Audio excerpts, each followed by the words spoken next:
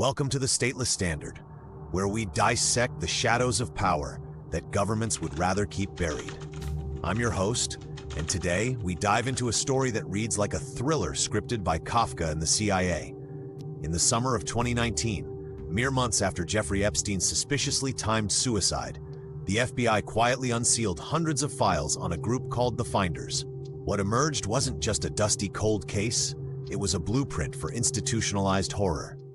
A satanic breeding cult, child traffickers with intelligence ties, or as the official line insists, merely eccentric free spirits? One suspects the truth lies somewhere between outright evil and a cover-up so thorough it reeks of Langley. Buckle up, this one's going to unsettle you. Let's start at the beginning, or as close as these fog-shrouded origins allow. The Finders were born in the early 1960s, courtesy of Marion Petty, a retired U.S. Air Force Master Sergeant, and his wife, Isabella. They snapped up a sprawling woodland estate in rural Madison County, Virginia. Think less summer camp, more social experiment gone wrong. Petty, dubbed the game caller by his flock, preached a twisted gospel of uninhibited freedom. Children, he argued, thrived without pesky things like discipline, supervision, or, heaven forbid, parental guidance. Instead, kids raised kids in a peer-driven utopia, overseen by a cadre of middle-aged men who donned crisp dark suits in public but shed them for nudity behind closed doors. Curiously, Isabella Petty moonlighted for the CIA from 1952 to 1961, while their son later flew for Air America, that infamous spook airline ferrying covert ops in Southeast Asia. Coincidence? In the world of intelligence, such alignments are as common as red flags at a bullfight. Petty's recruits? Runaways, single mothers, dropouts, and addicts, lured by promises of enlightenment via Eastern mysticism and the New Age way. He styled himself a student of life, peering into souls with near supernatural insight. To locals, though, these watchers were unnerving. Silent figures haunting council meetings, pilfering travel brochures, and jotting frantic notes on passers-by. Harmless eccentrics, or something far more predatory?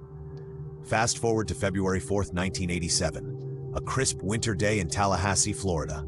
A concerned citizen spots a white 1979 Dodge van in a public park. Virginia plates, mud-caked like it just crawled out of the Everglades.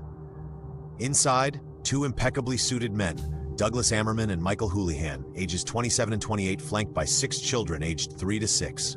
The kids, filthy, bug-bitten, bruised, and feral, gnawing on raw carrots like wild animals, oblivious to toilets, phones, or even the indoors. They claimed they were headed to Mexico for a school for smart kids, but couldn't name their guardians or recite basic facts. One adult went limp when approached. The other invoked silence via a pre-printed business card, citing his constitutional rights. Trance-like, unresponsive, straight out of a bad acid trip, or worse, a handler's playbook. Police pounced. Ammerman and Houlihan were hauled in on $100,000 bonds each for misdemeanor child abuse. The children, dubbed shells and zombie-like by officers, spilled fragments that lit every alarm. Raised on a remote farm, weaned from mothers, sleeping outdoors as punishment. A doctor's exam confirmed the nightmare. Malnourishment across the board, 2 showing clear signs of sexual abuse, and eerie human bite marks on tender skin. A behavioral expert likened them to long-term institutional inmates, hollowed out by neglect or something more deliberate. Word rocketed north to D.C. Metropolitan Police, who'd been shadowing these freaks for months. "Holy shit," one officer reportedly blurted. "We've been looking at these freaks." An informant had already tipped them off. The Finders as a brainwashing cult, recruiting via promises of cash and carnal delights, dabbling in Satanism at their Glover Park duplex and a nondescript warehouse. U.S. Customs jumped in, suspecting a child porn ring. The pieces? A powder keg waiting for a match. Warrants flew. On February 6, D.C. cops raided the warehouse on 4th Street NE and the W Street duplex. What they uncovered wasn't a hippie commune. It was a chamber of calculated depravity. In the computer room, Telexes via MCI lines to Hong Kong, Moscow, North Korea. Yes, you heard that right. Communist hotspots during the Cold War. One missive? Ordering 2 children from a Chinese embassy contact. Others? Schemes for impregnating female members to obtain kids, plus trading, purchasing, even kidnapping protocols. High-tech transfers to the UK, terrorism primers, explosives recipes, and bank secrecy dodges.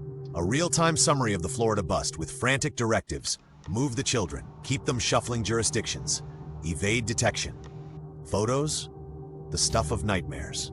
Men in white robes cradling severed goat heads. Children gutting carcasses in a blood ritual, testes sliced, wombs ripped open to reveal fetuses labeled Henrietta and Agor. One album. A toddler presenting a decapitated head like a trophy, captioned with chilling innocence. Nudes of members, kids on display with genitals highlighted. Jars of urine and feces lined an altar in a child training zone, alongside mind control manuals and recruitment indices. The warehouse boasted a library, kitchen, sauna, hot tub, and a video room primed for indoctrination, complete with production gear. Files sprawled globally: London, Germany, Bahamas, Japan, Africa, Costa Rica. Palestinian ops, Pentagon break-in, front companies masking commercial ruses, and the kicker? Dossiers on innocent families harvested from babysitter ads. Names, habits, occupations. Why? Babysitting intel for leverage? The Virginia State Police's Charles Vaughn summed it up dryly. I don't know exactly how to interpret those photographs. I don't think that anyone does. The finder's spin? Educational butchery. We ate the goats to avoid waste. How quaint. One might cynically wonder if Hannibal Lecter penned their curriculum. Customs agent Ramon Martinez's report, declassified but redacted to hell, drips with frustration. He glimpsed it all, only to be stonewalled. The investigation into the finders has become an internal CIA matter. A shadowy MPD source whispered off record. Passports? Cleared by State Department, despite jaunts to forbidden nations in the 50s-70s. FBI? Pulled back by counterintelligence, gagging local cops from even whispering to field offices. MPD files? Classified secret. No further action. Poof. The case evaporates like smoke from a Langley incinerator. So what are we left with? A cult that weaponized freedom to groom generations, international tentacles suggesting trafficking networks, and ritualistic horrors that scream psychological warfare. Yet the suits, from DC brass to federal overlords, slammed the door. Finders spokesman Robert Terrell shrugged it off in '87. Allegations because people don't understand us. Understood? Try this. A group with CIA bloodlines, globe-trotting passports, and child acquisition playbooks doesn't just disappear without strings pulled from on high.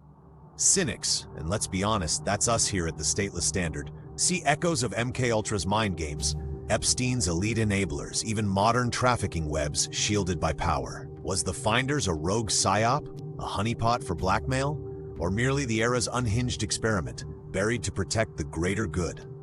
The files released post-Epstein hint at more. Unseen videos, untapped witnesses. But in a stateless world of shadows, truth is the first casualty. One can't help but smirk at the irony. A cult of discovery that discovered how to vanish.